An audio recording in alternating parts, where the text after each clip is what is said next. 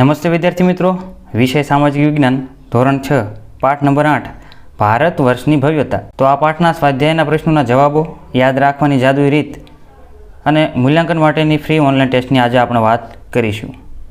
નીચેની ખાલી જગ્યામાં યોગ્ય શબ્દ મૂકી વાક્ય પૂર્ણ કરો. પ્રશ્ન 1. નિદર્શન કલામાં નૃત્ય અને નાટકનો સમાવેશ થાય છે. તો અહીંયા યાદ રાખવા માટે નિદર્શન લખેલું છે, એનો ની કાઢી નાખવાનો છે, ખાલી દર્શન યાદ રાખવાનું છે. દર્શન એટલે કે જોવું, આપણે ઘણી વખત કહેતા હોય છે ને કે મંદિરે દર્શન કરવા ગયા હતા કે કોઈ ફલાણા જગ્યાએ દર્શન કરવા ગયા હતા. તો અહીંયા દર્શનથી યાદ આવે કે આપણે જોઈ શકીએ ને એવી કલાઓ, દર્શન કરી શકાય એટલે કે તેવી કલાઓ, એટલે કે જોઈ શકાય તેવી કલાઓ, એ નિદર્શન કલાઓ કહેવાય. દક્ષિણ ભારતનું વિશિષ્ટ સાહિત્ય સંગમ સાહિત્ય છે. આને યાદ રાખવા માટે ખાલી એક શબ્દ યાદ રાખવાનો છે, દ સ. દથી યાદ આવે દક્ષિણ ભારત અને સથી યાદ આવે સંગમ સાહિત્ય. પ્રશ્ન 3. ચંદ્રગુપ્ત મૌર્યના દરબારમાં મેગસ્તનીસ ગ્રીક એલચી હતો. તો ભાઈ ગ્રીકથી કોણ આવ્યું હતું? મેગસ્તનીસ. આને યાદ રાખવા માટે આપણે એક શબ્દ યાદ રાખવાનો છે, મેગી. જે ઘણા બધા નાના નાના બાળકો ખાતા હોય છે, મોટાઓ પણ ખાતા હોય, પણ બાળકો વધારે ખાતા હોય છે. મેથી યાદ આવે મેગસ્તનીસ અને ગીથી યાદ આવે ગ્રીક. પ્રશ્ન 4. મધ્યપ્રદેશમાં ભીમબેટકા સ્થળેથી પાષાણ યુગના ચિત્રો મળી આવ્યા છે. તો આપણે આ આગળના પાઠોમાં પણ આ વાત કરી લીધી છે કે આ સૂત્ર છે MB. MB યાદ રાખવાનું, તો તમને આનો જવાબ આવડી જાય. એમથી મધ્યપ્રદેશ અને બીથી ભીમબેટકા. પ્રશ્ન 5. ઈસવીસન પૂર્વે 5મી સદીના સિક્કાને પંચમાર્ક કોઈન તરીકે ઓળખવામાં આવે છે. તો આ પ્રશ્ન વિશે પણ આપણે અગાઉ વાત થઈ ગયેલી છે કે સિક્કા એટલે પૈસા, પૈસાનો પ, 5મી સદીનો પ અને પંચમાર્ક સિક્કાનો પણ પ. પ્રશ્ન 2. ટૂંકમાં ઉત્તર આપો. પ્રશ્ન 1. વૈદિક સાહિત્ય વિશે ટૂંકમાં જણાવો. જવાબ. વૈદિક સાહિત્યની શરૂઆત વેદકાળમાં વેદોની રચનાથી થઈ હતી. વેદો 4 છે: ઋગ્વેદ, યજુર્વેદ, સામવેદ અને અથર્વવેદ. વેદોને સમજવા માટે બ્રાહ્મણ ગ્રંથો અને આરણ્યકોની રચના કરવામાં આવી.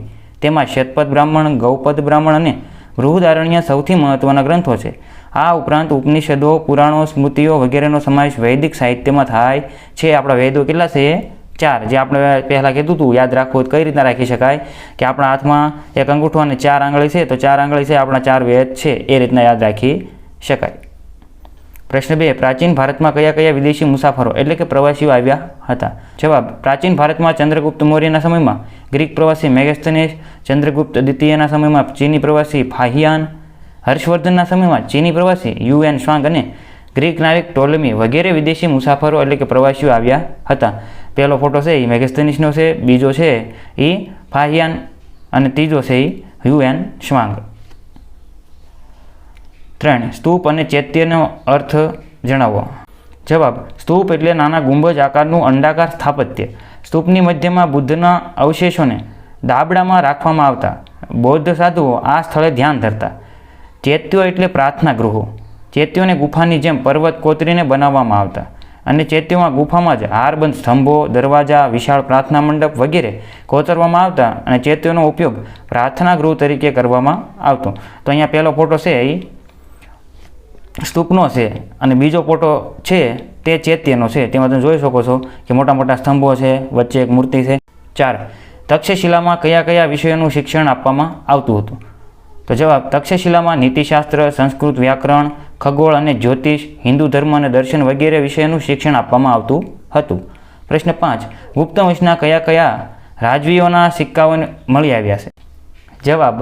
ગુપ્ત વંશના સમુદ્રગુપ્ત, ચંદ્રગુપ્ત પ્રથમ અને ચંદ્રગુપ્ત દ્વિતીય રાજવીઓના સિક્કાઓ મળી આવ્યા છે. પ્રશ્ન 3. નીચેના વિધાનો ખરા છે કે ખોટા તે જણાવો. પ્રશ્ન 1. ઉપનિષદોમાં માંડુક્ય, મત્સ્ય અને મુંડક ઉપનિષદનો સમાવેશ થાય છે. તો અહીંયા જવાબ આવશે ખરું, એટલે કે સાચું. બીજું, ગ્રીક નાવિક ટોલેમીએ લખેલા ઇન્ડિકા નામના ગ્રંથમાંથી ભારતના બંદરો વિશે માહિતી મળે છે. તો જવાબ છે ખોટું, કારણ કે ઇન્ડિકા નામનો ગ્રંથ મેગસ્તનીસ દ્વારા લખવામાં આવ્યો હતો. ત્રીજું, ઇલોરાની ગુફામાં મળી આવેલા બુદ્ધની જાતક કથાઓના ચિત્રો જગવિખ્યાત છે. તો અહીંયા જવાબ આવશે સાચું, એટલે કે ખરું. ચોથું, ગાંધાર શૈલીમાં ગ્રીક અને ભારતીય મૂર્તિકલાનો સંગમ જોવા મળતો હતો. તો આ પણ સાચું છે, એટલે કે ખરું. અને 5મું, પ્રાચીન ભારતમાં ગાંધાર પ્રદેશમાં આવેલ નાલંદા વિદ્યાપીઠ જગવિખ્યાત હતી. તો અહીંયા જવાબ બનશે ખોટું, કારણ કે નાલંદા હતી એ બિહારમાં હતી. જોઈએ, ભારતની પ્રાચીન વિદ્યાપીઠ અને તેના સ્થળ. આ લખવાનું નથી, માત્ર જાણવા અને જોવા માટે છે. નાલંદા, તો નાલંદા છે એ બિહાર ખાતે આવેલી હતી. એને યાદ રાખવા માટે આપણે બીના શબ્દ યાદ રાખવાનો છે. કોઈ બેનનું નામ હોય ને બીના, બીથી યાદ આવે બિહાર અને નાથી યાદ આવે નાલંદા. બીજું, વિક્રમશિલા, તે પણ બિહારમાં આવેલી છે. જો તમારે ચોપડીમાં પશ્ચિમ બંગાળ લખેલું છે, પરંતુ નેટમાં જો જોવા જઈએ તો બિહાર લખેલું આવે છે. તો મેં કે આને સાઈડમાં, પરંતુ આને યાદ રાખવું હોય તો આ રીતના યાદ રાખી શકાય, BV. બરાબર, અમે થોડા BV એમ નહીં કહેતા આપણે, અમે થોડા BV. તો BV શબ્દથી બિહાર અને Vથી વિક્રમશિલા. ત્રીજું વલ્લભી, તો વલ્લભીપુર ભાવનગર હાલ ત્યાં આવેલી છે, વથી વ યાદ રાખવાનું છે. તક્ષશિલા, તો રાવલપિંડી હાલ પાકિસ્તાનમાં આવેલી છે. તો તક્ષશિલા હતી એ રાવલપિંડીમાં પાકિસ્તાન ખાતે આવેલી હતી. તો એને યાદ રાખવા માટે રાત શબ્દ યાદ રાખવાનો, રાથી રાવલપિંડી અને તથી તક્ષશિલા. પ્રશ્ન 4 ટૂંક નોંધ લખો. પ્રશ્ન 1 ધર્મેતર સાહિત્ય. જવાબ, જે સાહિત્યનું વિષય વસ્તુ ધર્મની બહારનું હોય તેવા સાહિત્યને ધર્મેતર સાહિત્ય કહેવામાં આવે છે. તેમાં કાવ્યો, નાટકો, પ્રશસ્તિઓ, વ્યાકરણ ગ્રંથો અને સ્મૃતિઓનો સમાવેશ થાય છે. જવાબ, પ્રાચીન ભારતના સ્થાપત્યોની શરૂઆત હડપ્પા સભ્યતાની નગર રચના, અનાજનો કોઠાર, સ્નાનાગાર, ગટર આયોજન, જાહેર રસ્તાઓ વગેરેના બાંધકામથી થાય છે. અને આપણા પ્રાચીન સ્થાપત્યો ઇજનેરી કળાના ઉત્તમ નમૂના છે. તેમાં ગુફા સ્થાપત્ય અને મહેલોના સ્થાપત્યોનો સમાવેશ થાય છે. જવાબ, પ્રાચીન સમયમાં ભારતમાં ખેતી માટે લોખંડના વિવિધ ઓજારો અને સિંચાઈની વ્યવસ્થા હતી. પ્રાચીન સમયમાં ઘઉં, જવ, ડાંગર, જુવાર, બાજરી, તલ, વટાણા વગેરેની ખેતી થતી હતી. આશરે 2500 વર્ષ પહેલાંના સમયથી ભારતમાં ખેતીમાં લોખંડના ઓજારોનો ઉપયોગ થતો હતો અને તેમાં કુહાડી, દાંતરડું, હળના ફણા વગેરેનો સમાવેશ થાય છે. આ સમયે સિંચાઈ માટે નહેરો, કૂવા, તળાવો તથા કૃત્રિમ જળાશયો બનાવવામાં આવતા. પ્રશ્ન 4 ગ્રામીણ અને નગર જીવન. જવાબ, પ્રાચીન સમયમાં ગ્રામીણ જીવન અને નગર જીવન ઉત્તર ભારત અને દક્ષિણ ભારતમાં નીચે પ્રમાણે જોવા મળતું હતું. ઉત્તર ભારતના ગામનો વડો ગ્રામ ભોજક કહેવાતો. આ પદ વંશ પરંપરાગત હતું. એટલે કે માની લો કે કોઈ વ્યક્તિ ગ્રામ ભોજક હોય તો એનો દીકરો અથવા એનો વારસદાર ગ્રામ ભોજક બની શકતો, બીજા કોઈ બની શકતા નહીં. દક્ષિણ ભારતમાં 3 પ્રકારના લોકો રહેતા હતા: મોટા જમીનદારો, નાના ખેડૂતો અને જમીન વિહોણા મજૂરો. એટલે કે જેમની પાસે બહુ સાચી જમીન હતી એવા મોટા જમીનદારો, નાના ખેડૂતો એટલે કે જેની પાસે થોડી કમથી જમીન હતી ને એવો ખેતી કરતા હતા, અને ત્રીજું જમીન વિહોણા કે જેમની પાસે જમીન હતી જ નહીં એવા મજૂરો. આ સમયે મોટાભાગના શહેરો રાજધાનીના સ્થળો હતા, તેથી ચારે બાજુ કિલ્લેબંધી હતી. શહેરમાં શૌચાલયની નીક અને કચરાપેટી માટે કૂવા બનાવવામાં આવતા, જેને વલયકૂપ કહેવામાં આવતું. ગ્રામીણ અને નગરના લોકો ખોરાકમાં ઘઉં, જવ, ચોખા, દૂધ, દહીં, ઘી, ફળફળાદી, માંસ, માછલીનો ઉપયોગ કરતા.